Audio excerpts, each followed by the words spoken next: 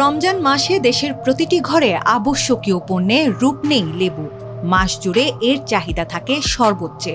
প্রতি বছরই রমজান মাসে উচ্চ দরে লেবু বিক্রি করতে দেখা যায়। এবারের চিত্র আরও ভয়াবহ। রমজান মাস শুরুর প্রায় 2 সপ্তাহ আগেই রাজধানীর বাজারে বেড়ে যায় লেবুর দাম।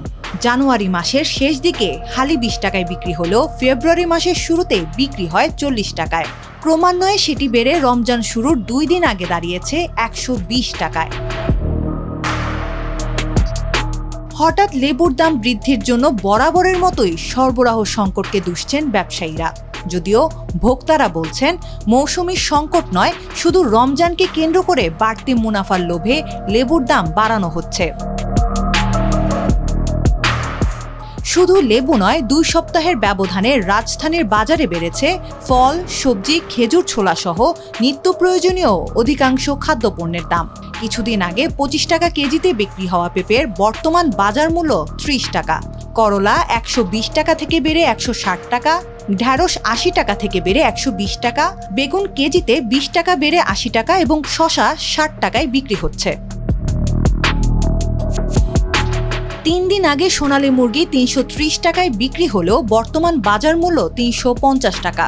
কেজিতে 100 টাকা বেড়ে গরুর মাংস বিক্রি হচ্ছে 850 টাকায়। এছাড়া রুই, শিং, কই ও পাবদা মাছের দাম কেজিতে 20 থেকে 30 টাকা বেড়েছে। 13 ফেব্রুয়ারি 50 টাকায় বিক্রি হওয়া পেঁয়াজ 14 ফেব্রুয়ারি থেকে বিক্রি হয়েছে 60 টাকায়। কেজিতে 20 টাকা বেড়ে দেশি রসুন 120 টাকা, আদা 160 টাকায় বিক্রি হচ্ছে। কেজিতে 15 টাকা বেড়ে খেসারি ডাল বিক্রি হচ্ছে 100 টাকায়। অন্যান্য ডালের দাম স্থিতিশীল রয়েছে। মান ও ধরন ভেদে প্রতি কেজি খেজুরের দাম বেড়েছে 30 থেকে 800 টাকা পর্যন্ত। বাড়তি দামে প্রভাব মুক্ত নয় ফলের বাজারও। মাত্র 3 দিনের ব্যবধানে মালটার দাম বেড়েছে কেজিতে 30 টাকা, আঙ্গুরের দাম বেড়েছে 50 টাকা, আপেল কমলার দাম বেড়েছে 90 টাকা এবং আনারের দাম বেড়েছে 100 টাকা।